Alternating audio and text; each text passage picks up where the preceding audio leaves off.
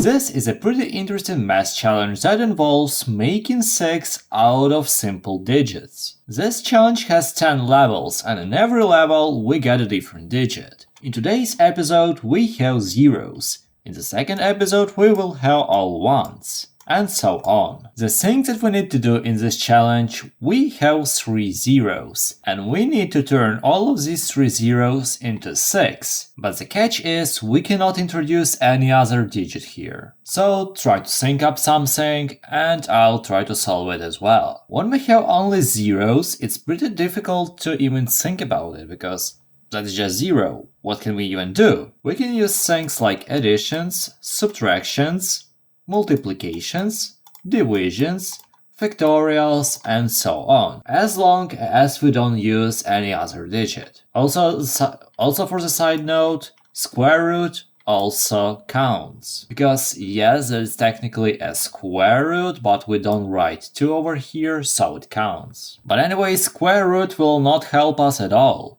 because square root of 0 is just 0, so we can confidently erase it. Additions, maybe it will be useful, I don't know, but so far if we add all of the zeros, we'll just get 0 and not 6. That is not how that works. Same goes for subtractions. If we multiply all of the zeros, we'll get 0, if we divide all of zeros, we'll get 0, and even more about that, we cannot divide by 0, so division is out of the question. Wait, if you like the explanation so far, please consider subscribing. Thank you. And also we have factorial. If you know, 0 factorial is just 1, and 1 is a better number to work with.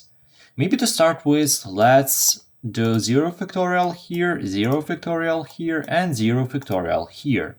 So we have 1, 1, and 1. Now we somehow need to connect them. Multiplication will not work because we will just multiply all of the ones and we'll get 1.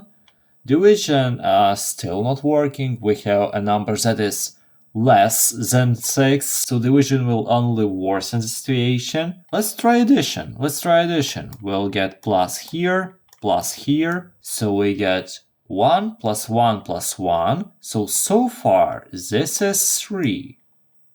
What can we do with 3? We only have 1 3. Oh wait, I know. Let's bring everything into brackets and also add 1 more factorial. So this will do that we have 3 factorial in the brackets, and 3 factorial is 1 times 2 times 3, which is exactly 6. Challenge solved. Maybe there is an easier approach, but this is the one I found. In the next video of the series, I'll try to turn all ones into the 6. So be sure to subscribe to not miss it. But for now, you can also check how I turned 2 and 8 into 28. That's it for now, have a nice day.